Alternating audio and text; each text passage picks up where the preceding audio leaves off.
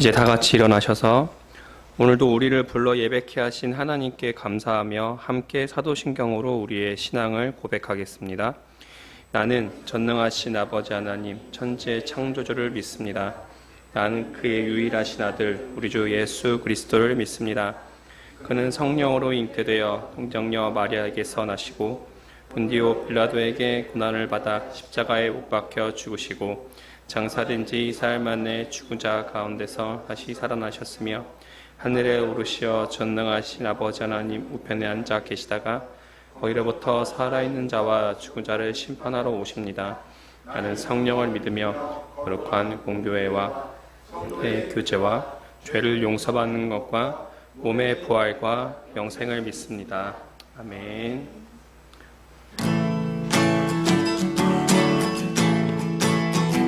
하나님께 찬양 드리겠습니다. 지금은 엘리야 때처럼, 지금은 엘리야 때처럼 주 말씀이 선포되고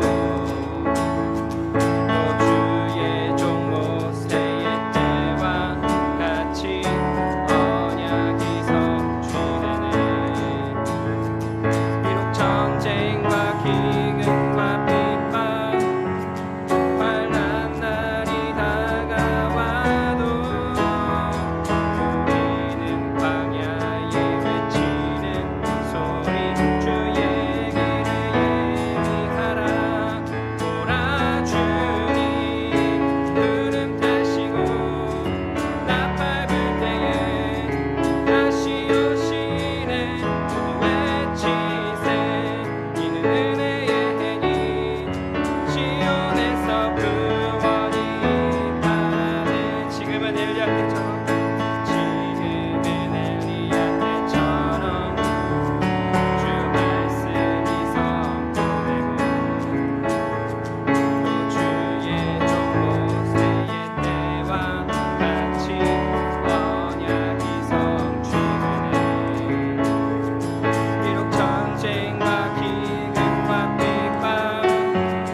환난 날이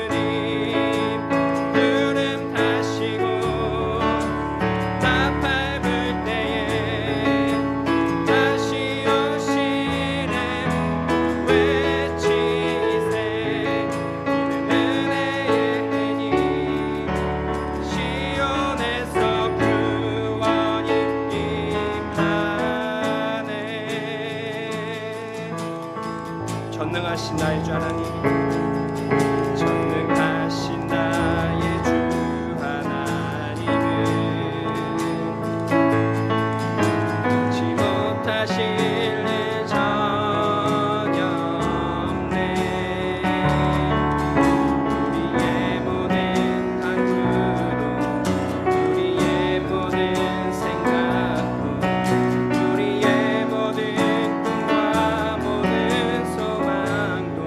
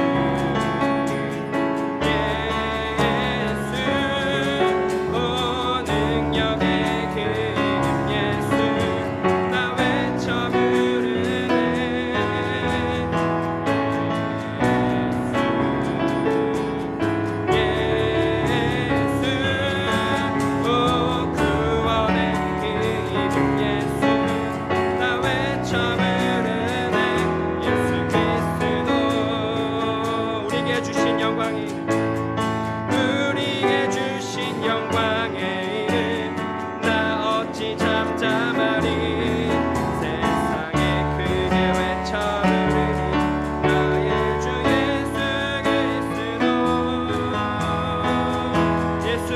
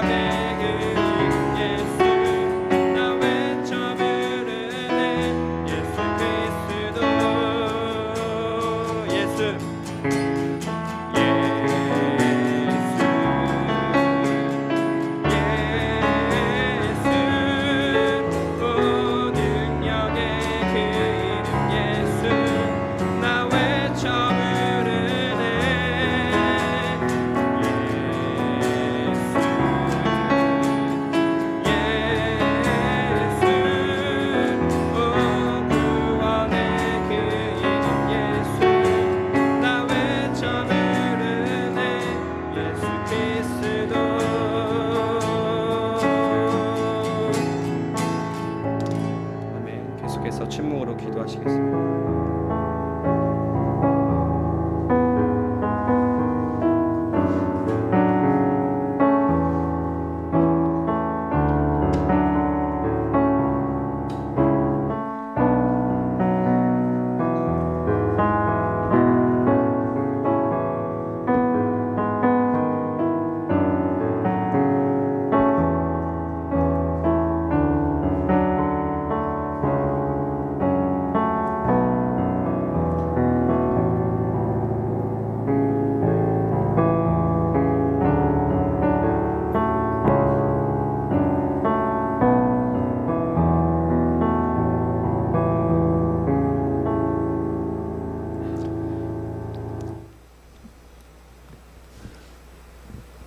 사랑하는 주님, 오늘도 우리의 모든 영광과 존귀와 능력을 오직 하나님께만 돌립니다.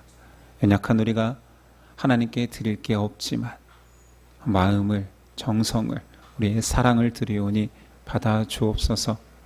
그러나 우린 여전히 한 주간 연약하게 살았습니다. 넘어졌고 절대자를 반각하였고 선한 일을 행하지 못하였고 예수 그리스도를 닮을 삶을 살지 못할 때도 있었습니다.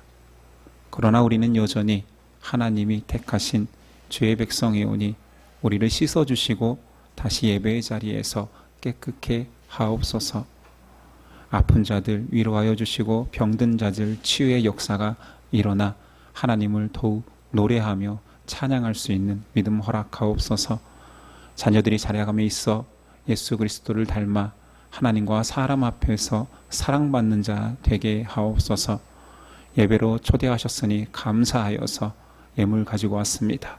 드린 것 인간의 소유가 아닌 하나님의 쓰임에 합당하게 사용되게 하옵소서. 오늘도 우리에게 말씀하십니다. 말씀대로 살 수 있는 믿음 또한 성령님 허락하옵소서. 예수 그리스도의 이름으로 기도드립니다. 아멘. 우리 일어나셔서 십계명 낭독이 있겠습니다. 하나님이 이 모든 말씀으로 말씀하여 이르시되 나는 너를 애굽 땅 종되었던 집에서 인도하여 낸 내 하나님 여호와니라. 제1은 너는 나 외에는 다른 신들을 내게 두지 말라. 제2는 너를 위하여 새긴 우상을 만들지 말고 또 위로 하늘에 있는 것이나 아래로 땅에 있는 것이나 땅 아래 물속에 있는 것에 어떤 형상도 만들지 말며 그것들에게 절하지 말며 그것들을 섬기지 말라. 제3은 너는 내 하나님 여호와의 이름을 망령되게 부르지 말라. 제4는 안식일을 기억하여 거룩하게 지키라. 제5는 내 부모를 공경하라. 제6은 살인하지 말라. 제7은 간음하지 말라. 제8은 도둑질하지 말라. 제9는 내 이웃에 대하여 거짓 증거하지 말라. 제10은 내 이웃의 집을 탐내지 말라. 예수께서 이르시되 내 마음을 다하고 목숨을 다하고 뜻을 다하여 주 너의 하나님을 사랑하라 하셨으니 이것이 크고 첫째 되는 계명이요 둘째도 그와 같으니 내 이웃을 내 자신같이 사랑하라 하셨으니 이 두 계명이 온 율법과 선지자의 강령이니라. 아멘.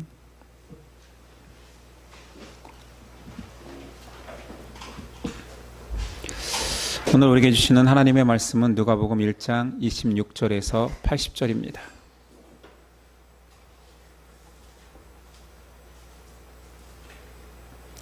누가복음 1장 26절에서 80절까지지만 봉독은 26절에서 35절까지만 하겠습니다. 누가복음 1장 26절에서 80절까지, 봉독은 26절에서 35절까지, 26절입니다. 저 여러분들이 한 줄씩 교독하겠습니다. 여섯째 달에 천사 가브리엘이 하나님의 보내심을 받아 갈릴리 나사렛이란 동네에 가서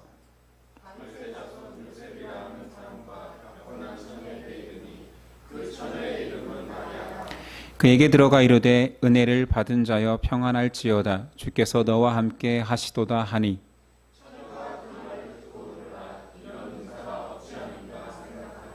천사가 이르되 마리아여 무서워하지 말라. 내가 하나님께 은혜를 입었느니라.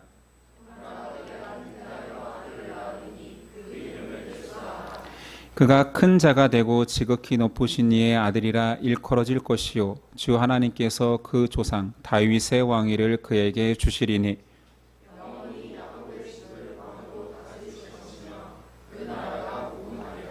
마리아가 천사에게 말하되 나는 남자를 알지 못하니 어찌 이 일이 있으리이까. 천사가 대답하여 이르되 성령이 내게 임하시고 지극히 높으신 이의 능력이 너를 덮으시리니 이러므로 나실 바 거룩한 이는 하나님의 아들이라 일컬어지리라. 아멘. 오늘 말씀의 제목은 성령 충만한 세 사람. 성령 충만한 세 사람이라는 제목으로 나누겠습니다. 오늘 지난 시간에 누가복음을 처음으로 나누었습니다. 지난 시간은 서론이었지요. 누가는 신약 성경 어떤 기록자들보다 분량적으로 가장 많은 양을 기록한 예수님의 증인입니다. 누가복음을 통하여서는 하나님 나라에 선포된 복음을 기록하였고 또한 누가가 기록한 사도행전을 통해서는 이스라엘을 넘어서 땅끝까지 전파되는 하나님 복음의 확장을 기록하였습니다. 오늘 말씀은 예수님의 탄생 중 마리아에게 언지한 수태고지 이야기입니다. 26절, 27절입니다. 여섯째 달, 이것은 앞서 세례 요한을 임신한 엘리사벳의 임신으로부터 여섯째 달입니다. 천사 가브리엘이 하나님의 보내심을 받아 갈릴리 나사렛이란 동네에 가서 다윗의 자손 요셉이라 하는 사람과 약혼한 처녀에게 이르니 그 처녀의 이름은 마리아라. 요한의 수태 사실을 알렸던 그 천사 가브리엘이 이제는 나사렛이란 동네 요셉과 약혼한 처녀 마리아에게 나타납니다. 그리고 예수 수태를 고지하지요. 31절이야. 보라 내가 잉태하여 아들을 낳으리니 그 이름을 예수라 하라. 그가 큰 자가 되고 지극히 높으신 이의 아들이라 일컬어질 것이요 주 하나님께서 그 조상 다윗의 왕위를 그에게 주시리니 영원히 야곱의 집을 왕으로 다스리실 것이며 그 나라가 무궁하리라. 마리아의 태에 임하실 그 아이의 정체성을 그리고 그 권위를 선포하고 있지요. 그는 큰 자다, 지극히 높으신 이의 아들이다. 그 조상 다윗의 왕위를 이은 자로 영원히 야곱의 집을 왕으로 다스릴 것이다 말합니다. 이는 구약 성경 전체에서 하나님이 구약, 옛 언약으로 선포한 내용입니다. 사무엘하 7장에 다윗에게 이런 예언이 주어졌지요. 내 수완이 차서 내 조상들과 함께 누울 때 내가 내 몸에서 날 내 씨를 내 뒤에 두어 그의 나라를 견고하게 하리라. 그는 내 이름을 위하여 집을 건축할 것이요 나는 그의 나라 왕위를 영원히 견고하게 하리라. 다윗아, 너의 후손 내 씨앗으로 말미암아 내 나라가 세워질 거야. 이것을 그대로 인정한 시인이 고백합니다. 89편 3, 4절. 주께서 이르시되 나는 내가 택한 자와 언약을 맺으며 내 종 다윗에게 맹세하기를 내가 내 자손을 영원히 견고히 하며 네 왕위를 대대에 세우리라 하셨나이다. 이사야 선지자도 예언하지요. 9장 6절입니다. 이는 한 아이가 우리에게서 낳고 한 아들을 우리에게 주신 바 되었는데 그의 어깨에는 정사를 메었고 그의 이름은 기묘자라 모사라 전능하신 하나님이라 영존하시는 아버지라 평강의 왕이라 할 것임이라.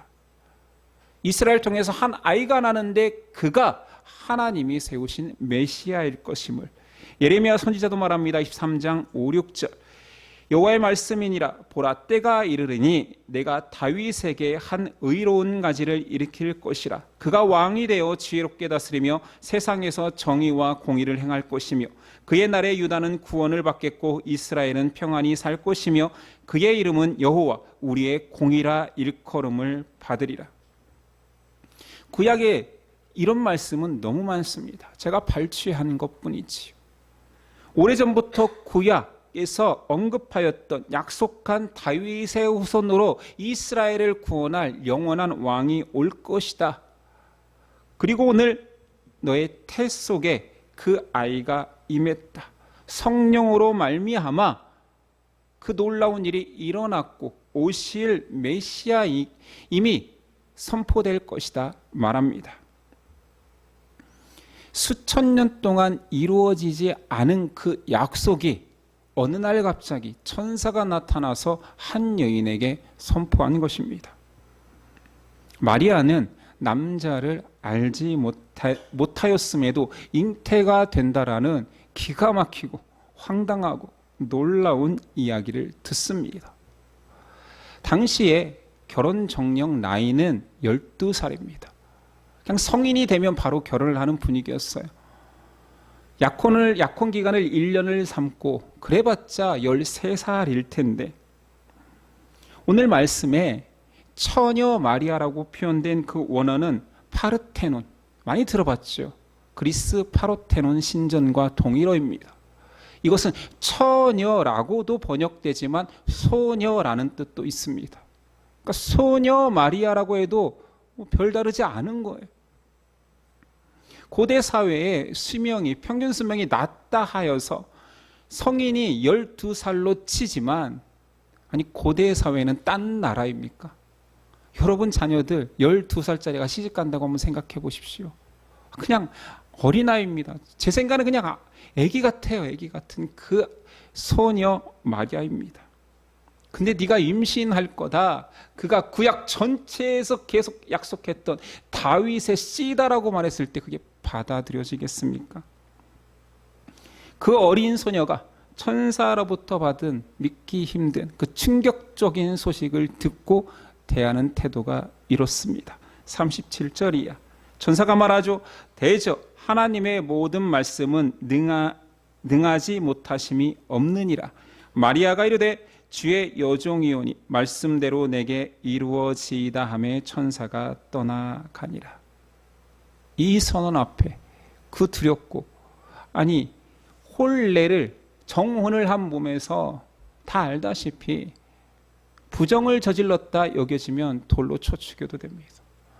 이런 상황에서 이 소식을 들었는데 주의 종이 오니 순종하겠습니다라는 절대적이고 순종적인 믿음이 어떻게 가능했을까요?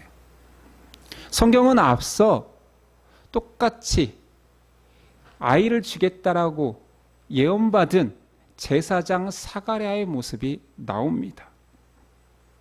그는 수태고지를 받았을 때 나이 늙어 불가능한 이 몸에 무슨 임신입니까? 하며 믿지 못해 벙어리로 지내게 됩니다.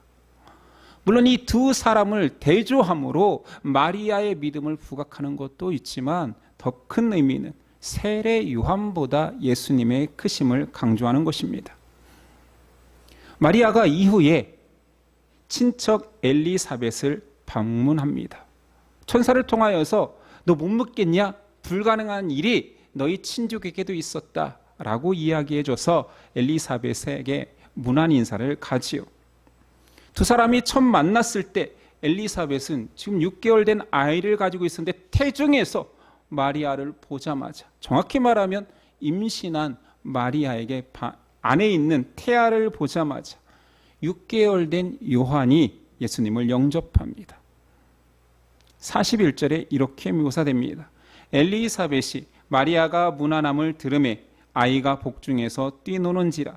엘리사벳이 성령의 충만함을 받아 큰 소리로 불러 이르되 여자 중에 내가 복이 있으며 네 태중의 아이도 복이 있도다. 엘리사벳이 성령 충만하니 태아도 영적인 이 상황을 감지하여서 기뻐 뛰놀 수 있었던 것입니다.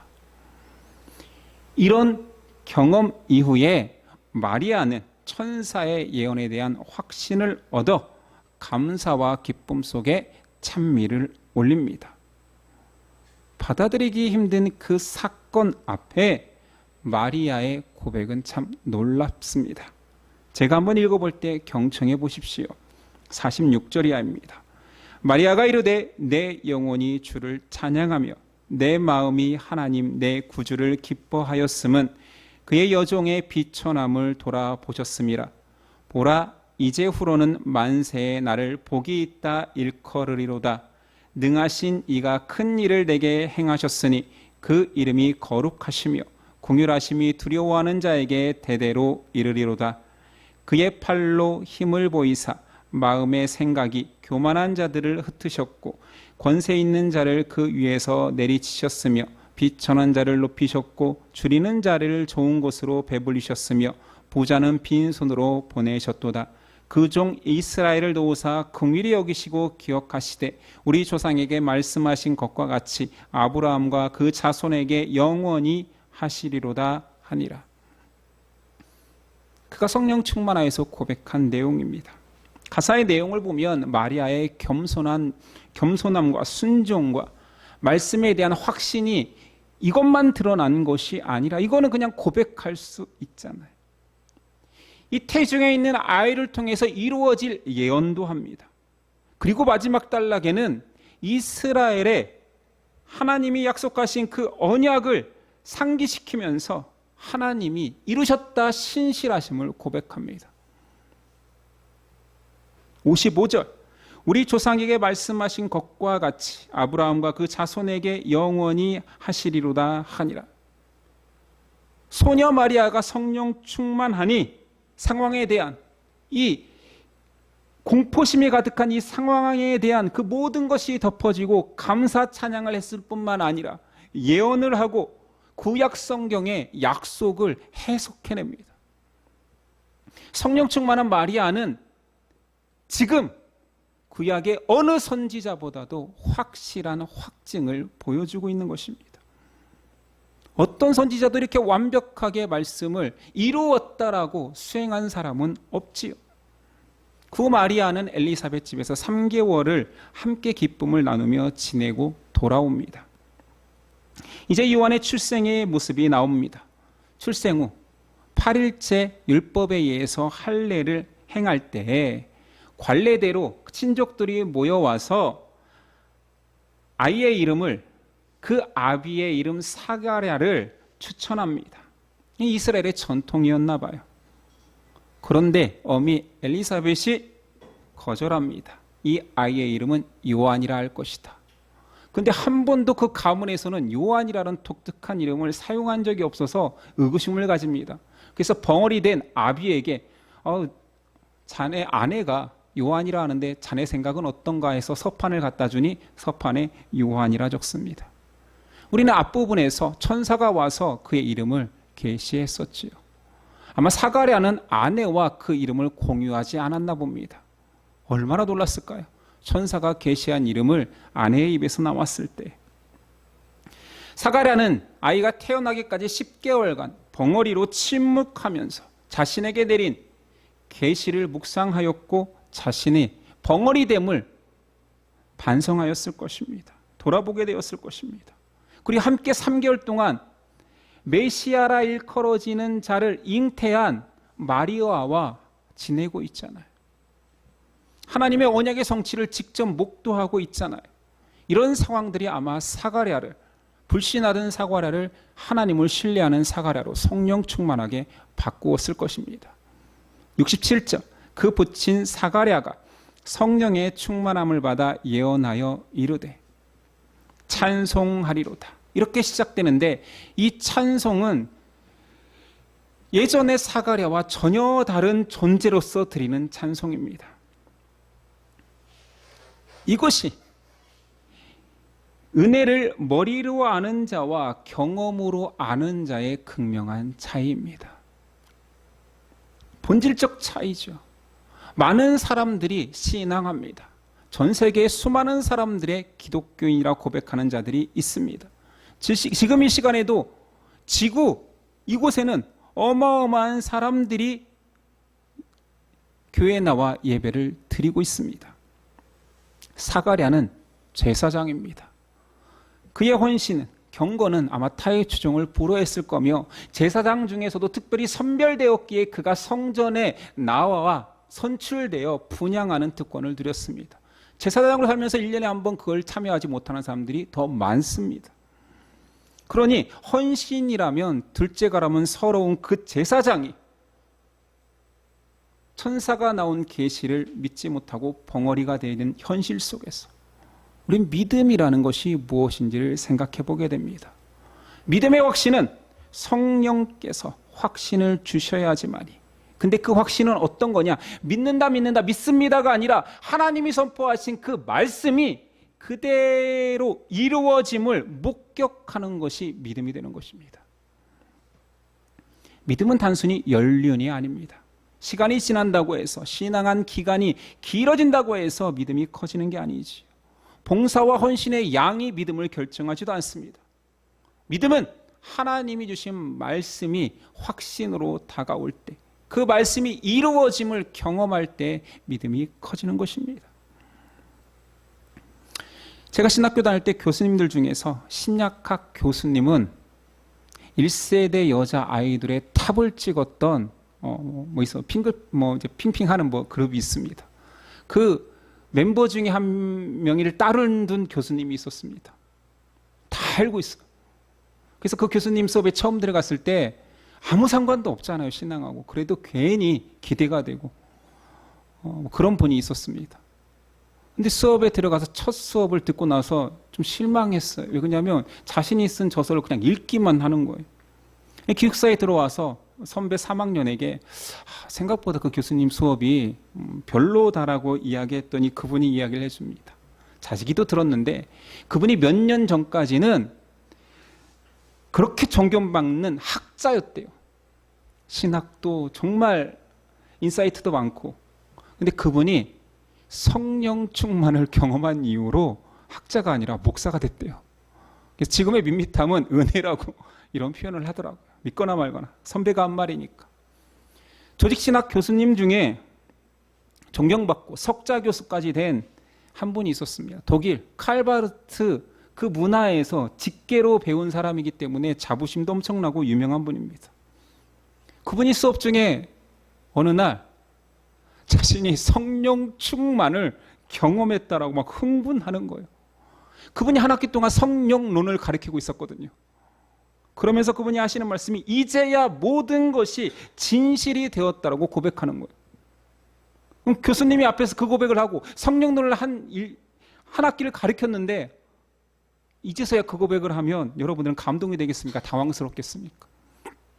저는 굉장히 당황했습니다. 저런 분에게 성령님을 배운 거야. 성령님을 모르시고 머리로만 알고 있고. 근데 그분이 귀한 거죠. 자기 학생들에게 내가 성령 충만을 경험했다라고 고백했으니까요. 목사라고 신학 교수라고 말씀의 역사를 다 믿음으로 경험하는 것은 아니었습니다. 제사장 사가랴는 하나님을 압니다. 그러나 모든 것이 진실되게 하는 분은 오직 성령님이십니다. 믿음은 하나님의 말씀이 진실로 이루어짐에 대한 고백과 감격적인 기쁨입니다. 오늘 말씀 속에 누가복음의 독특한 특징이 나옵니다. 첫 번째 특징은 누가복음은 소외받는 자의 복음서라는 특징이 있습니다. 특별히 가난한 자, 소외받는 자들 중에서도 대명사격인 가난한 자를 굉장히 강조합니다. 그래서 누가복음을 찬찬히 이 관점으로 바라다보면 하나님께서 가난한 자를 편애하시는 느낌까지 듭니다. 누가가 이사야의 말씀을 인용하며 누가복음 4장 18절에 주의 성령이 내게 임하셨으니 이는 가난한 자에게 복음을 전파하려 하심이라. 아니, 성령이 임하셔서 왜 가난한 자에게만 복음을 전합니까? 그런데 그렇게 먼저 선언합니다. 오늘 마리아의 찬양 속 48절에는 줄이는 자를 좋은 것으로 배불리셨으며 부자는 빈손으로 보내셨도다. 마태와 누가의 굉장히 독특한 관점이 대조되는 부분이 하나 있으니 우리가 잘 알고 있는 마태복음의 팔복입니다. 근데 이 팔복이 누가는 사복사화라는 제목으로 바뀌어 등장합니다. 마태는 심령이 가난한 자, 의에 줄이고 목마른 자 복되다라고 하잖아. 이 모든 것들의 가난함은 의로 줄인 것, 이 배고픔은 영적으로 해석합니다. 근데 누가는 그냥 사복, 복받는 네 사람에 부르는 배고픈 자, 진짜 굶주린 자, 그리고 화를 당하는 네 범주는 다 부자입니다. 그렇다면 우리는 의문을 가져야 되죠. 누가복음을 접하면서 누가가 말하는 가난한 자는 누구인가? 왜 이는 그렇게 가난한 자, 이방인, 여성과 아이들이라는 소외계층에 관심을 가질까? 가난한 자로 번역되는 히브리어는 헬라어죠. 아니와 아나부입니다. 힘이 없어서 힘 있는 자에게 착취당할 수밖에 없는 존재를 말합니다. 그래서 이런 처지의 상황 때문에 가난한 자들은 힘 있는 자를 의존하는 존재로 등장하죠. 하나님이 아니고서는 그들은 착취당하고 계속 불행하고 종국적으로는 죽을 수밖에 없는 존재를 나타냅니다. 여성도 소외계층 중에 하나잖아요. 그래서 누가는 여성을 부각시킵니다. 수태고지를 누가에서는 마리아 여성에게 먼저 하지만 마태복음에서는 그의 아비 요셉 중심으로 풀어내고 있습니다. 그러면 누가복음이 강조하는 소외받는 자, 가난한 자는 하나님을 절대적으로 의존하는 존재를 말합니다. 그래서 누가복음의 제자도의 기본 요건 속에 가진 것을 버려야 됩니다. 누가복음 5장 11, 28절 모든 것을 버리고 나를 따르라. 누가복음 9장과 10장에서는 전도를 위하여서 전대나 배낭이나 신발을 가지지 말라. 누가복음 14장 33절 이와 같이 너희 중에 누구든지 자기의 소유를 버리지 아니하면 능히 내 제자가 되지 못하리라. 누가복음 18장 22절 한 관리에게 예수께서 이 말을 들으시고 이르시되 내가 아직도 한 가지 부족한 것이 있으니 내게 있는 모든 것을 다 팔아 가난한 자들에게 나눠주라. 그리하면 하늘에서 내가 보화가 있으리라. 그리고 와서 나를 따르라 하시니 거지가 돼서 오라는 거예요. 다 버리고 오라라는 거예요. 그래야 제자가 될 수 있다 말합니다. 이런 누가복음의 특징으로 인하여서 누가복음에 아예 별명이 붙었습니다. 사람 복음서입니다. 이 별명 또한 유래가 있습니다. 오늘 뭐 신학 수업 같습니다. 에스겔서 1장에 보면 하나님 보좌에 호위하는 네 생물을 묘사함에 있어서 에스겔 선지자가 본대로 말하는데 사람의 형상, 소의 형상, 사람의 형상, 독수리의 형상을 가졌다라고 표현합니다. 이 모습을 또 본 자가 있으니 요한계시록에 보니 4장 7절 그 첫째 생물은 사자 같고 그 둘째 생물은 송아지 같고 그 셋째 생물은 얼굴이 사람 같고 그 넷째 생물은 날아가는 독수리 같은데 라고 묘사하지. 이레니우스라는 초대 교부는 그래서 이 네 생물의 형상을 네 복음서에 연관 지었습니다. 마태, 마가, 누가, 요한 이 순서 그대로 사, 송, 사, 독, 사자, 송아지, 사람, 독수리의 특징을 가진 복음서라고 규정했는데 이게 참 신비롭게도 맞습니다. 마태복음, 사자복음서는 왕으로 오신, 유대인의 왕으로 오신, 그래서 유대인들을 위하여서 구약 성경에 이루어짐을 계속 언급하고 있는 거지. 너희가 기다리는 왕이 이분이다. 사자복음서. 마가복음은 송아지복음서잖아요. 송아지는 일을 하지 않습니까? 그래서 고난받는 예수 그리스도가 묘사되고 있지요. 모두 다 묘사되지만 그 관점이 집중된다라는 거지. 누가복음, 사람 복음서는 죄인을 찾아오신 인자로서 사람이기 때문에 사람을 만나고 죄인을 품어주신 예수님이 부각됩니다. 요한복음, 독수리복음서는 말씀으로 오신, 그래서 영광과 승리의 그리스도가 강조됩니다. 사송사독만 외워도 여러분들이 사복음서의 특징은 얼추 알 수 있습니다. 어거스틴 또한 이것을 그대로 사용합니다.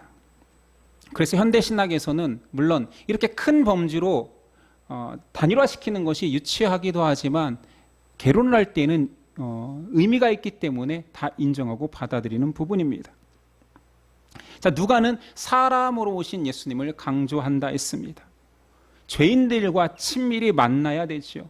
그래서 사람 복음서 또는 인자 복음서라고 말하는 그 누가의 관점 속에는 병든 자, 가난한 자, 약한 자, 이방인, 여인과 아이들이라는 소외계층에 관심이 많습니다.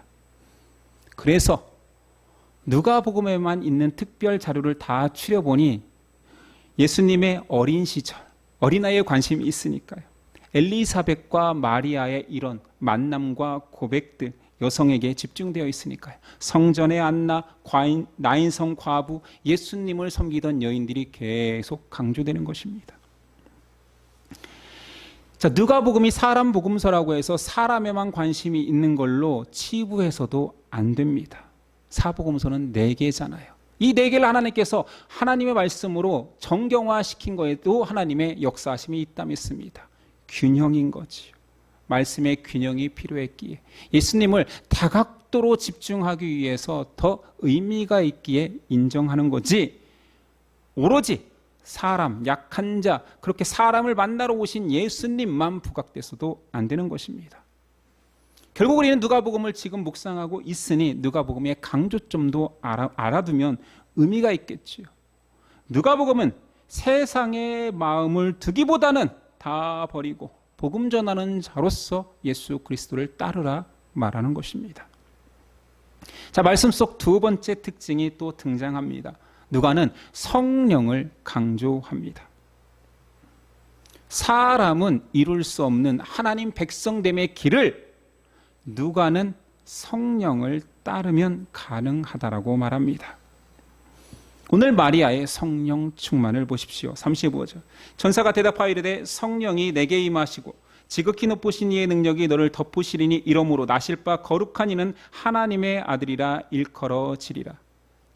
소녀 마리아, 그 어린 마리아가 공포 속에서도 죽음의 위협 속에서도 아름다운 고백을 할 수 있었던 것은 그의 성정이 아니라 그가 성령이 임하시니 가능했고 하나님을 찬양한 것입니다. 엘리사벳의 성령 충만을 보십시오. 41, 42절. 엘리사벳이 마리아가 무난함을 들으매 아이가 복중에서 뛰노는지라. 엘리사벳이 성령의 충만함을 받아 큰 소리 불러 이르되 여자 중에 내게 복이 있으며 내 태중의 아이도 복이 있도다. 결코 임신할 수 없는 그 불가능한 상황 속에서 가능을 경험한 엘리사벳이 그 태중의 아이를 보면서 복이 있다, 내 주의 어머니다라고 마리아를 칭할 수 있는 놀라운 고백이 나올 수 있는 것도 오늘 성경은 성령 충만함에. 사가랴의 성령 충만을 보십시오. 67절이야. 그 부친 사가랴가 성령의 충만함을 받아 예언하여 이르되 찬송하리로다 주 이스라엘의 하나님이여. 예언을 인정하지 못해 하나님께서 입을 봉해버린 그가 성령 충만하니 하나님이 다 하십니다. 하나님의 구원의 은혜는 놀랍습니다. 고백하는 찬미를 드립니다. 이 세 명 모두 다 한결같이 가능케 한 것, 공포를 이겨내고 지금의 공포도 이겨서 하나님을 찬양할 수 있고, 불가능한 상황 속에서 가능을 고백하고 불신을 믿음으로 고백할 수 있는 그 모든 것이 가능케 한 것은 오직 성령님이십니다. 누가는 성부 하나님의 구원 계획을 설명하고 그것을 이루시는 분 예수 그리스도, 그리고 그 예수님의 구원 활동을 배후에서 힘으로 역사하시는 성령님을 계속 부각시킵니다. 성령과 함께 하시는 예수님, 예수님조차도 성령과 함께 해야 된다니까요. 이게 누가복음의 관점입니다. 예수님 공생의 시작을 성령과 함께 합니다. 누가복음 3장 21절이에요. 백성이 다 세례를 받을세 예수도 세례를 받으시고 기도하실 때에 하늘이 열리며 성령이 비둘기 같은 형체로 그의 위에 강림하시더니 하늘로부터 소리가 나기를 너는 내 사랑하는 아들이라 내가 너를 기뻐하노라 하시니라. 예수님 공생애의 시작과 함께 처음으로 말씀을 선포하시는 그 자리에서도 누가복음 4장 16절 이하, 예수께서 그 자라나신 곳 나사렛에 이르사 안식일에 늘 하시던 대로 회당에 들어가사 성경을 읽으려고 서심해 선지자 이사야의 글을 드리거늘 책을 펴서 이렇게 기록된 데를 찾으시니 곧 주의 성령이 내게 임하셨으니 이는 가난한 자에게 복음을 전하게 하시려고 내게 기름을 부으시고 나를 보내사 포로된 자에게 자유를, 눈먼 자에게 다시 보게 함을 전파하며 눌린 자를 자유롭게 하고 주의 은혜의 해를 전파하게 하려 하심이라 하였더라. 누가는 성령에 사로잡힌 사람입니다. 예수님의 구원 사역이 우리를 구원한 건 맞지만 그 구원 사역에 서포팅하고 그것을 가능케 하고 그것을 믿게 하는 모든 역사하는 성령님을 계속 소개하지. 그리고 누가가 쓴 두 번째 책 사도행전은 아예 성령님이 주인공으로 등장해서 사도행전의 별명은 성령행전입니다.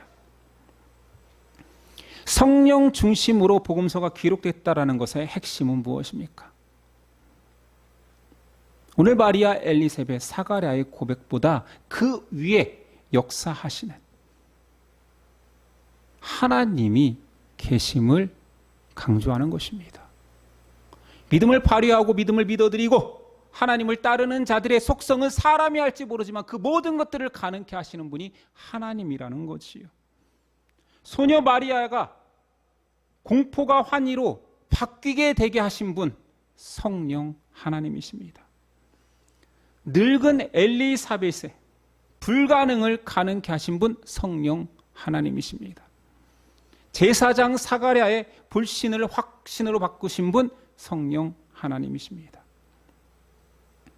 오늘 말씀은 구약의 성취와 더불어 예수 그리스도의 장엄한 구원 사역의 시작 부분이지만 이 시작부터 등장인물 모두 다가 성령 충만하였다, 성령이 했다, 성령이 했다, 성령만으로 가능하다라는 것을 강조하며 시작합니다.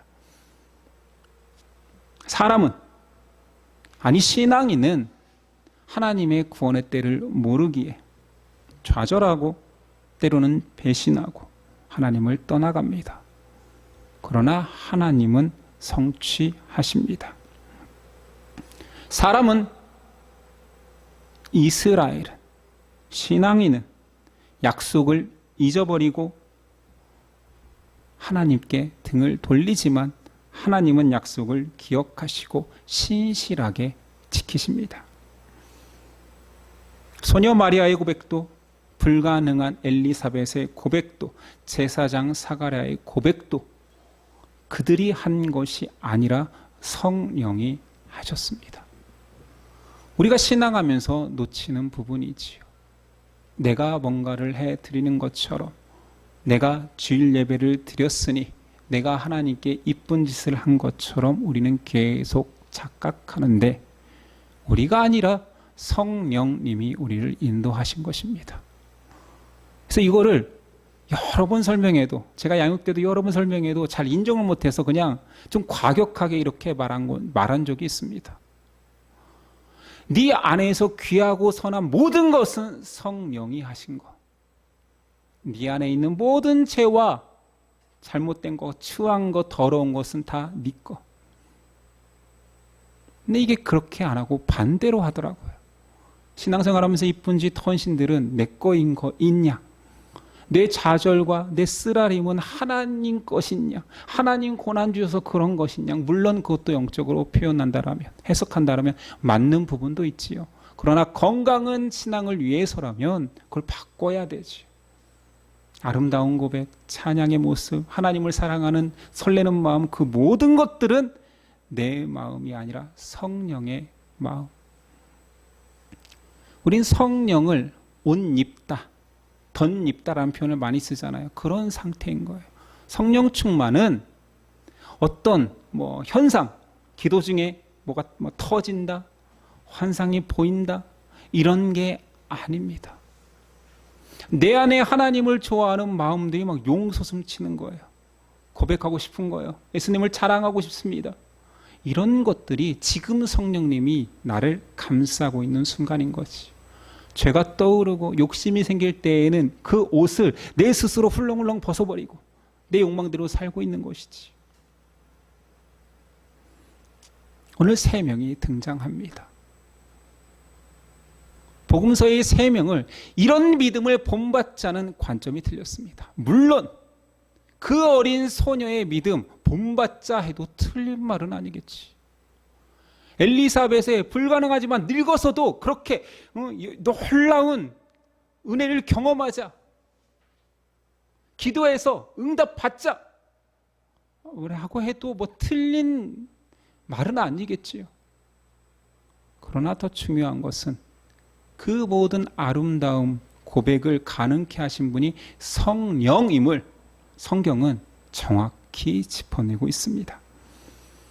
이것이 우리가 신앙하며 성령님을 수시로 항상 의지해야 되는 이유입니다. 내 헌신과 노력은 사람의 상태에 따라, 내 컨디션에 따라, 그 다음에 사람의 라이프 스타일 속에서 때라는 게 있거든요. 엄마로 애를 낳으면 애에게 집중해야 될 때인 거예요. 그때 왜 하나님께 더 많이 헌신하지 못하냐고 말할 필요도 없는 거지요. 초년생으로 사회에 나가면 온통 스트레스 요소가 사회적인 위치이기 때문에 더 집중해야 맞지요. 그런데 왜 헌신하지 않느냐, 노력하지 않느냐, 왜 교회에 우선순위를 두지 않느냐라는 말은 틀릴 수도 있습니다. 그러나 그 모든 환경 속에서도 결코 깨어지지 않고 타협하지 않아도 되는 것은 무엇이냐? 성령과 동행하는 삶입니다. 성령이 계시네. 성령이 나와 함께 하시네. 성령이 계시기에 그 어느 곳이나 나에게는 하나님의 백성다움과 하나님의 역사하심을 경험한다라는 그 고백을 가능케 하는 분은 내 인격이 아니라 성령님이십니다. 오늘 마리아의 고백, 이쁜 고백입니다. 우리 인생에서도 위기의 순간에 이런 고백이 튀어나왔으면 좋겠습니다. 그러나 가능케 하시는 분이 성령님임을 기억하십시오. 제가 오늘 어마어마한 족보 하나를 풀겠습니다. 여기 혹시 신학교 가고 싶은 분 있습니까? 있다면, 주변에 있다면 이 놀라운 정답을 가르쳐 주십시오. 신학교 가면 교수님들이 정말 어려운 질문을 하는 분들이 있습니다. 자네 예수님 때문에 목숨을 내놓을 수 있는가? 신학교니까요. 그런 질문하면 여러분 뭐라고 합니까? 그건 좀 꿈떨어지는 거죠. 할 것도 같습니다. 다 답이 아니에요. 정답이 있습니다. 오늘 누가 가르쳐 주잖아요. 저는 100번 생각해도 절대로 못할 것 같습니다. 그러나 성령이 임하시면, 성령이 시키시면, 성령이 제 안에 계셔서 성령이 가시면 가능하지 않을까요? 이게 정답입니다. 신학교 질문만이 아니겠지요. 여러분 인생의 가장 어려운 거, 저게 가능할까? 내 상황에서 이런 신앙을, 이런 믿음을 내가 보일 수 있을까? 예, 성령이 함께하면 가합니다. 오늘 3명의 성령 충만한 사람의 우리 이름이 기록되었으면 좋겠습니다. 기도하겠습니다.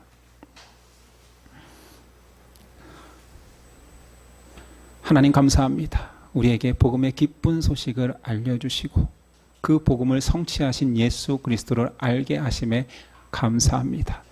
그것이 믿어지는 놀라운 일이 성령님께서 하시고 우리에게 임하셨습니다.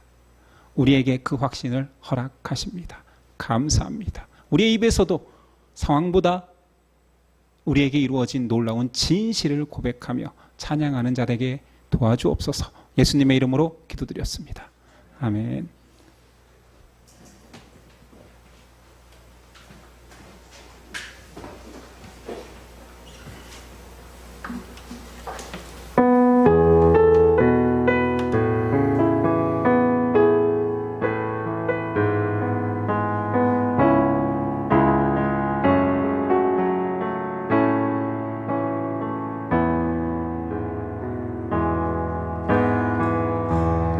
따스한 성령님 마음 밀어보내 내 몸이 감사며 주어지는 평안함 만족함을 느끼네. 따스한 성령님 성령님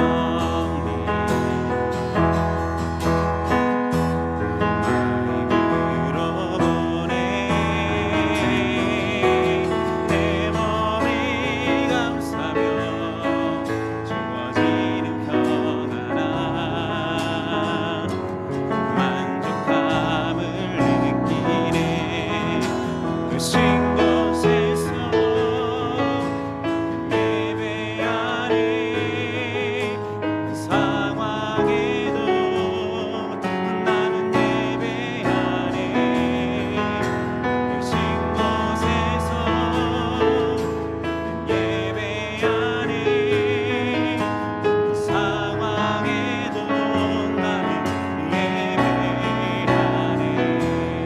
사랑과 진리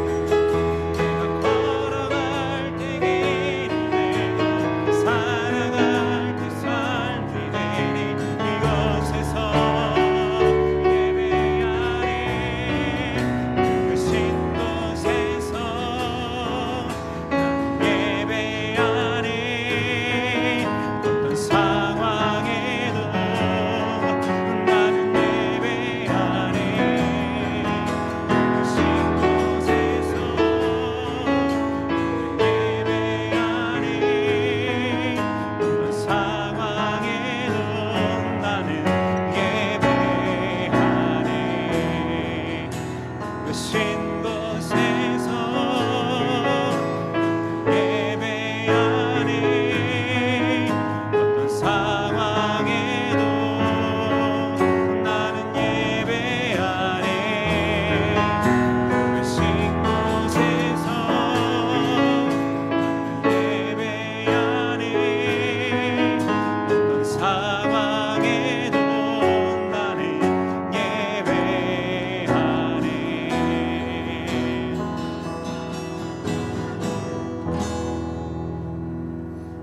기도하겠습니다. 이제는 우리 주 예수 그리스도의 은혜와 그리스도를 보내신 하나님의 놀라운 사랑과 한결같이 우리를 끝까지 인도하시는 성령의 교통하심이 지금으로부터 영원까지 우리와 함께 하시기를 간절히 축원하옵나이다. 아멘.